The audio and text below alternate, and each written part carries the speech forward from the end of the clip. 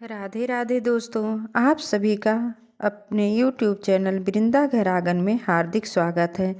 एक बार युधिष्ठिर जी श्री कृष्ण जी से बोले कि आपने सफला एकादशी व्रत का वर्णन किया, अब कृपा करके शुक्ल पक्ष की एकादशी का महत्व बतलाइए।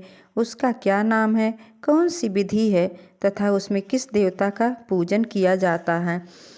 भगवान श्री कृष्ण ने कहा, राजन, पौष मास के शुक्ल पक्ष की एकादशी को पुत्रदा एकादशी कहा जाता है। यह सब पापों को हरने वाली उत्तम तिथि है। समस्त कामनाओं तथा सिद्धियों के दाता भगवान नारायण इस तिथि के अधिदेवता हैं। चराचर प्राणियों सहित समस्त लोक में इससे बढ़कर दूसरी कोई तिथि नहीं है। पूर्व काल की बात है, भद्रावतीपुरी में राजा सुकेतुमान राज्य करते थे। उनकी रानी का नाम चंपा था। राजा को बहुत समय तक कोई वंशधर पुत्र नहीं प्राप्त हुआ, इसीलिए दोनों पति पत्नी चिंता और शोक में डूबे रहते थे। राजा के पितर भी सोचते थे कि राजा के बाद और कोई ऐसा नहीं दिखाई देता जो हम लोगों का तर्पण करेगा। यह सोचकर पितर दुखी रहते थे। एक दिन राजा घोड़े पर सवार हो गहन वन में चले गए। पुरोहित आदि किसी को भी इस बात का पता नहीं था। मृग और पक्षियों से सेवित उस घने वन में राजा भ्रमण करने लगे। मार्ग में कहीं सियार की बोली सुनाई पड़ती थी तो कहीं उल्लुओं की।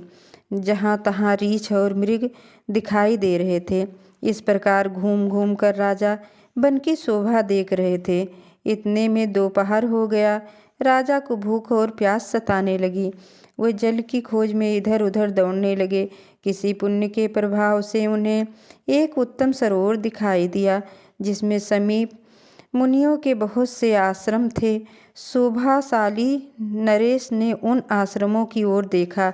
उस समय शुभ की सूचना देने वाले शकुन होने लगे। राजा का दाहिना नेत्र और दाहिना हाथ फड़कने लगा, जो उत्तम फल की सूचना दे रहा था।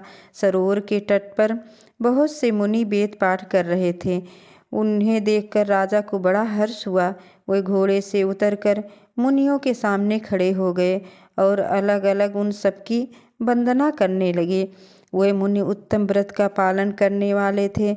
जब राजा ने हाथ जोड़कर बारंबार दंडवत प्रणाम किया, तब मुनि बोले, राजन, हम लोग तुम पर प्रसन्न हैं। राजा बोले, आप लोग कौन हैं? आपके नाम क्या हैं तथा आप लोग किस लिए यहाँ एकत्रित हुए हैं?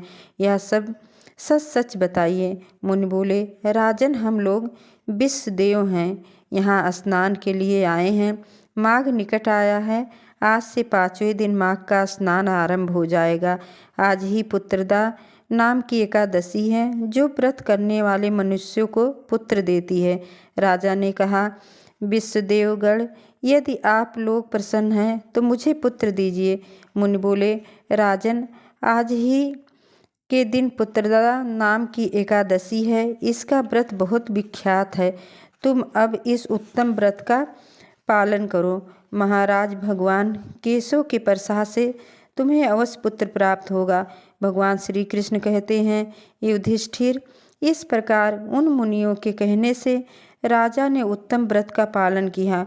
महर्षियों के उपदेश के अनुसार विधिपूर्वक पुत्रदा एकादशी का अनुष्ठान किया। फिर द्वादशी को पालन करके मुनियों के चरणों में बारंबार मस्तक झुकाकर राजा अपने घर आए।